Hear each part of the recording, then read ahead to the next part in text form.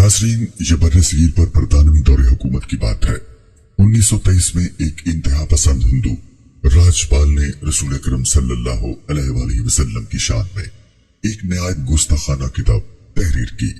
ये किताब एक फर्जी नाम से लिखी गई, जिसे लाहौर के एक हिंदू पब्लिशर ने शाया किया।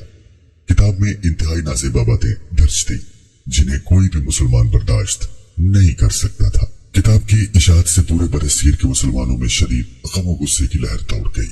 मुसलमानों ने इस किताब पर पाबंदी का मुतालिबा किया और इसके पब्लिशर के खिलाफ अदालत में मुकदमा दायर कर दिया।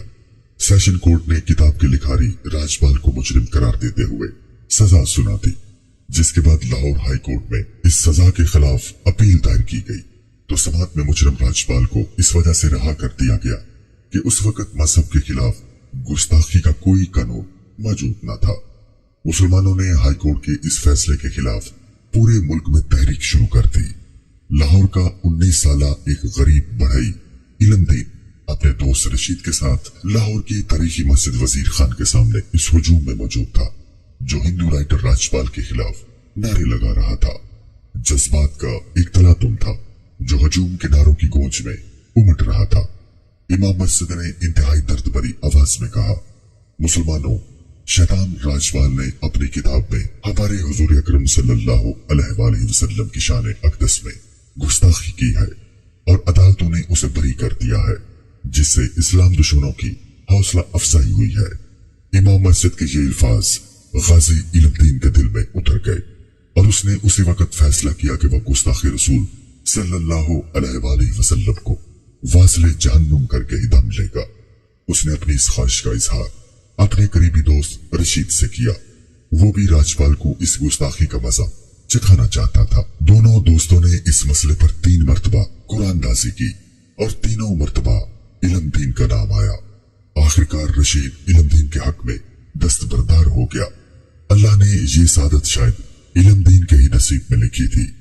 ये 6 सितंबर 1929 का दिन था, जब इलमदीन बाजार से एक छुरी खरीदकर सीधा राजपाल की दुकान की तरफ रवाना हुआ।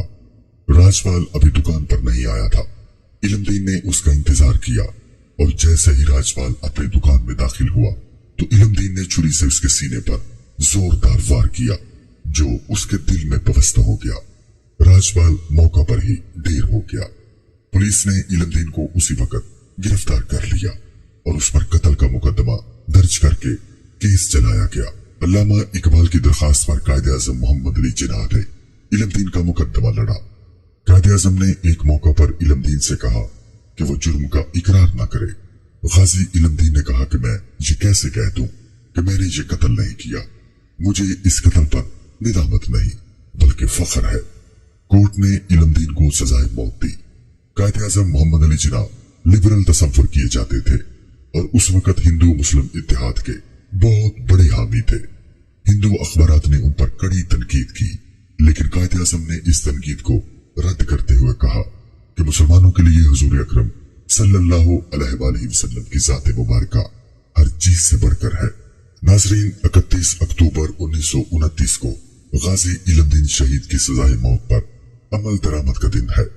इलमदीन से जब उनकी आखिरी ख्वाहिश पूछी गई तो उन्होंने कहा कि मुझे सिर्फ 2 रकत नमाज पढ़ने की इजाजत दी जाए। गाजी इलमदीन को जब फांसी घाट पर लाया गया और जब फंदा उनकी गर्दन में डाला गया तो उन्होंने वहां मौजूद लोगों से कहा, ऐ लोगों, गवाह रहना, मैंने राजपाल को नबी करीम सल्लल्लाहु अलैहि वसल्लम की शान में गुस्ताखी करने पर वाज़िले जहन्नुम किया है। आज मैं आप सबके सामने कलमा तैयबा का विर्द करके हुर्मत रसूल सल्लल्लाहु अलैहि वसल्लम पर अपनी जान निछावर कर रहा हूँ। गाजी इलमदीन शहीद को फांसी के बाद बरतानवी हुकूमत ने उनकी मैयत बगैर नमाज जनाजा जेल के कब्रिस्तान में दफना दी, जिस पर मुसलमानों ने शदीद एहतजाज किया और अल्लामा इकबाल ने एक मुहिम चलाई और आखिरकार अंग्रेजों को ये यकीन दिलाने के बाद कि लाहौर में तदफीन के मौके पर हंगामा आराई नहीं होगी, उसकी इजाजत दे दी गई। 15 दिन बाद जब गाजी इलमदीन शहीद की मैयत को कब्र से निकाला गया तो ये मंजर देखने वालों की आंखों में आंसू उमड़ आए, क्योंकि उनका जस्ते खाकी पहले दिन की तरह तरोताजा था। उनकी कब्र से ऐसी खुशबू आ रही थी जो पहले किसी ने नहीं सूंघी थी। इलमदीन शहीद के वालिद ने अल्लामा इकबाल से علم دین کی نماز جنازہ پڑھانے کی درخواست کی، جس پر علامہ اقبال نے ان سے کہا کہ وہ بہت گناہگار انسان ہے، اس لیے اتنے بڑے شہید کی نماز جنازہ وہ نہیں پڑھا سکتے۔ غازی علم دین شہید کی نماز جنازہ لاہور کی تاریخ کی سب سے بڑی نماز جنازہ تھی، جس میں لاکھوں لوگوں نے شرکت کی۔ ہر ایک کی خواہش تھی کہ عاشق رسول صلی اللہ علیہ وآلہ وسلم کے جنازے کو کندھا دے۔ علامہ اقبال نے غازی علم دین شہید کی میت کو کندھا دیا اور اپنے ہاتھوں سے انہیں قبر میں اتارا۔ اس موقع پر علامہ اقبال نے نم آنکھوں کے ساتھ کہا، ترخان کا بیٹا آج ہم پڑھے لکھوں پر بازی لے گیا اور ہم دیکھتے ہی رہ گئے۔